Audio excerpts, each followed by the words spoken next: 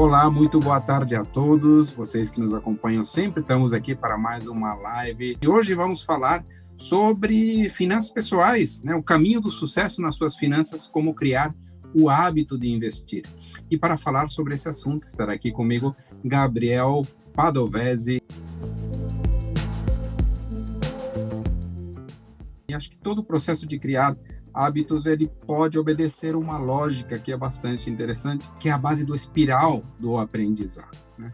Toda vez que a gente adquire, digamos assim, um conhecimento ou uma capacitação em relação a algum assunto, a gente passa por algumas fases, por algumas etapas extremamente importantes, que vão desde tomar consciência de algum problema, de alguma questão, de algo que a gente precisa aprender, até o momento no qual aquela atividade, aquele conhecimento se torna praticamente inconsciente e natural nas nossas vidas. Então, essa abordagem da espiral do aprendizado é muito interessante, né? Ela basicamente, a gente vai detalhar todas as etapas e como ela se interliga, obviamente, com essa nossa questão ligada a investir, mas vamos passar, por exemplo, ligados a outros assuntos também.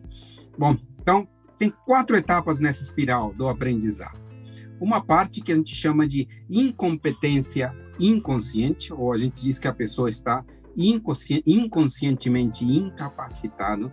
Basicamente é um momento, vamos explorar melhor, onde a pessoa não descobriu ainda que tem um problema, que precisa fazer alguma coisa, que precisa aprender ou criar o hábito de alguma coisa. Depois a pessoa passa para a incompetência consciente, onde a pessoa ainda está conscientemente incapacitado, ou seja, ele sabe que tem um problema, sabe que tem uma coisa e sabe que precisa endereçar isso. Essa é uma segunda etapa extremamente importante.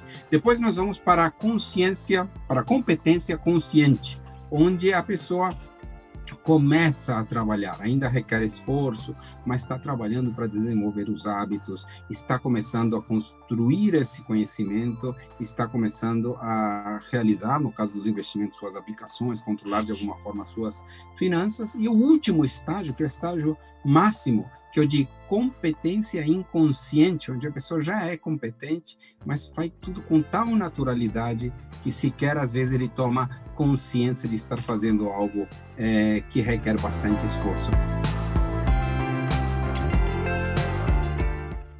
Quando a pessoa ainda é incompetente, né, tem essa ainda curva de aprendizado para fazer, mas já adquiriu consciência, é bastante importante ela buscar algum tipo de apoio, né? Então, por exemplo, quem está assistindo a nossa live hoje aqui, tentando aprender, entender um pouco mais, né, sobre quanto guardar por mês, é super importante. Ao mesmo tempo, o apoio ele pode não ser necessariamente só uma orientação educacional, digamos assim, né?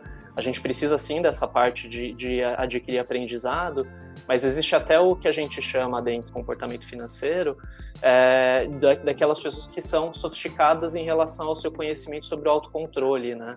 Então, por exemplo, uma pessoa que percebeu que precisa começar a guardar dinheiro, mas ela está achando dificuldade em guardar. Às vezes até, eu vou dar um exemplo pessoal, antes de trabalhar no mercado financeiro, eu me sentia muito inseguro para fazer qualquer coisa em relação a investimentos. E essa insegurança, por muito tempo, me paralisou, né? Então, demandar algum apoio do tipo uma aplicação programada mensal para começar a fazer essa reserva mensalmente, como o nosso cliente aqui comentou agora há pouco, ou então, eventualmente, comparadores, orientação que possa favorecer esse tipo de atitude é super importante. Para dar um exemplo do problema que existe por trás disso, 64% dos brasileiros, aqui segundo a pesquisa Ambima, disseram que tinham a intenção de começar a investir em 2019, 64% dos brasileiros, né? E a gente vê aqui que isso não se converte de fato em quantas pessoas investiram, né? Então, é extremamente importante nesse momento em que a gente adquire consciência da nossa incompetência e da nossa dificuldade, a gente buscar algum mecanismo de ação, mesmo que seja ainda simples.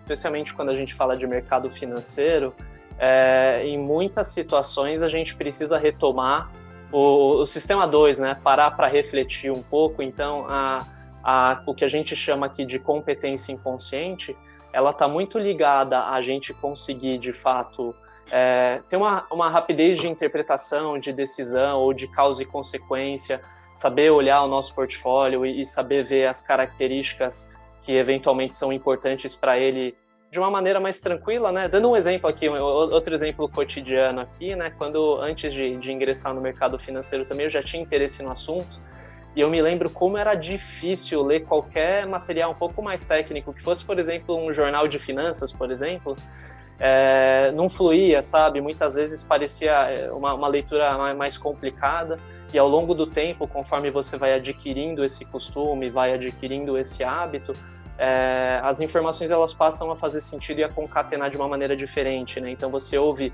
uma notícia falando de um evento político, um evento econômico, e você já sabe mais ou menos como isso vai se refletir no dólar, como isso vai se refletir na bolsa, já dá para ter uma noção de perspectiva baseado nisso, né? Isso tudo faz parte do que a gente chama aqui de competência inconsciente, né? Para você acompanhar os movimentos de mercado que podem impactar os seus investimentos, inscreva-se nos canais do Itaú Personalité.